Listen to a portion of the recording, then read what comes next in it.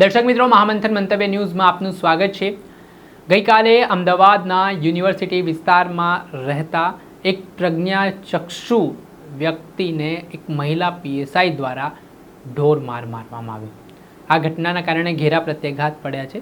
હવે ઘટનાની વાત કરીએ તો મહિલા પીએસઆઈ છે, તેઓનો દીકરા સહિતના બાળકો છે, તે આ પ્રજ્ઞાચક્ષુ વ્યક્તિ છે તેમના ત્યાં વસ્તુઓ લેવા માટે આવ્યા છે અને હેરાન કરતા હશે તેવી વાત જાણવા મળી રહી છે, કેમ કે તેઓ પડીકા સહિત પાનનો ગલ્લો ચલાવે છે।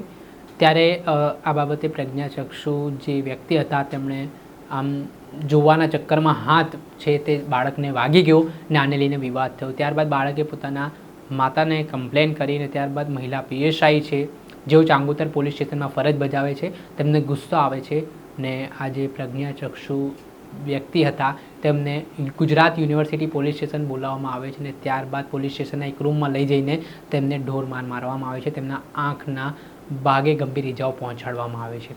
આ ઘટના બાદ ગંભીર આક્ષેપો સામે આવ્યા અને ત્યાર પછી સમાધાન માટે મહિલા પીએસઆઈ છે તે પ્રજ્ઞાચક્ષુ વ્યક્તિના ઘરે પણ પહોંચે છે।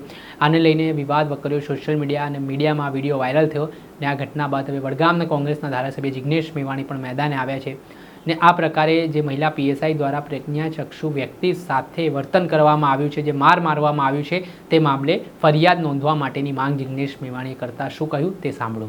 છેલ્લા 2 દિવસથી તમે સોશિયલ મીડિયામાં કદાચ એક વિડીયો જોયો છે।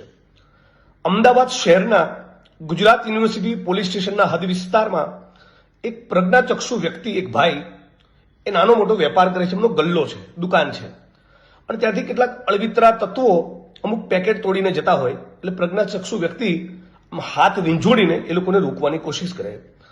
કદાચ આવી કોઈ ઘટનામાં એક અમદાવાદ ગ્રામ્ય વિસ્તારના એક મહિલા પીએસઆઈ એ આ વ્યક્તિને મારે છે। એટલું બધું મારે છે કે એમની આંખ સૂજી જાય છે, કદાચ એમની આંખ ફૂટતા બચી ગઈ। એકથી વધારે મીડિયાની ચેનલો સમક્ષ આ પ્રજ્ઞાચક્ષુ વ્યક્તિ જણાવે છે કે મહિલા પોલીસ કર્મીએ ગુજરાત યુનિવર્સિટી પોલીસ સ્ટેશનની અંદર લઈ જઈ મને ઢોર માર માર્યો છે। આજે વાતને લગભગ 48 કલાક કરતા વધુ સમય થયા। આજ દિન સુધી બીજા વિસ્તારની મહિલા પીએસઆઈ ગુજરાત યુનિવર્સિટી પોલીસ સ્ટેશનની અંદર કથિત રીતે ઘૂસી આ પ્રજ્ઞાચક્ષુ વ્યક્તિને માર મારી જાય તો મહિલા પીએસઆઈ ઉપરાંત ગુજરાત યુનિવર્સિટી પોલીસ સ્ટેશનના સ્ટાફના કર્મચારીઓ પણ કાયદાની કલમ પ્રમાણે આરોપી બને। મુદ્દા નંબર 2 હત્તો એ છે કે આ બેન ટણીવાળા ટોન સાથે, માફીના ભાવ સાથે નહીં, જાણે ટણી કરતા હોય એવા ટોન સાથે આ પ્રજ્ઞાચક્ષુ વ્યક્તિના ઘરમાં ઘૂસીને એને કહે છે કે જે થયું ભૂલી જાઓ, પતાવટ કરી દો, વાર્તા પૂરી કરો। એવો આખો એમનો ભાવ, એવો આખો એમનો એટીટ્યુડ છે। જે પણ મીડિયાના લોકોએ બાઇટ્સ લીધી, બાઇટ તમે જુઓ તેના પરથી તમને સ્પષ્ટ દેખાય। હવે સવાલ એ છે કે કદાચ કાલે ઉઠીને આ પ્રજ્ઞાચક્ષુ વ્યક્તિ એ પોતાની કોઈ લાચારીના કારણે કે ગરીબ માણસ છે, સામાન્ય વ્યક્તિ છે, પોલીસ સામે ક્યાં બાત ભીડવી એવી લાગણીના કારણે કદાચ કોમ્પ્રોમાઇઝ કરી લે।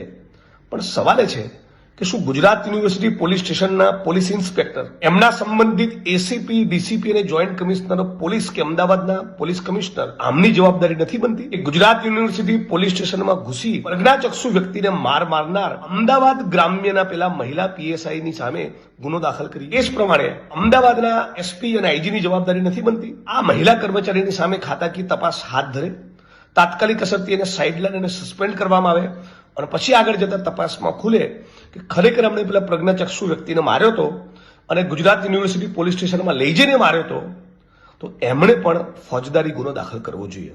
હું આશા રાખું છું કે મીડિયા અને અમારા જેવા વિપક્ષના માણસો આ મુદ્દે થોડુંક બોલવાનું શરૂ કરે, આના વિડીયોઝ વાયરલ થાય, એના પછી પોલીસ હરકતમાં આવે એ ઠીક નથી। આટલો પ્રાઇમા ફેસી સ્ટ્રોંગ કેસ છે।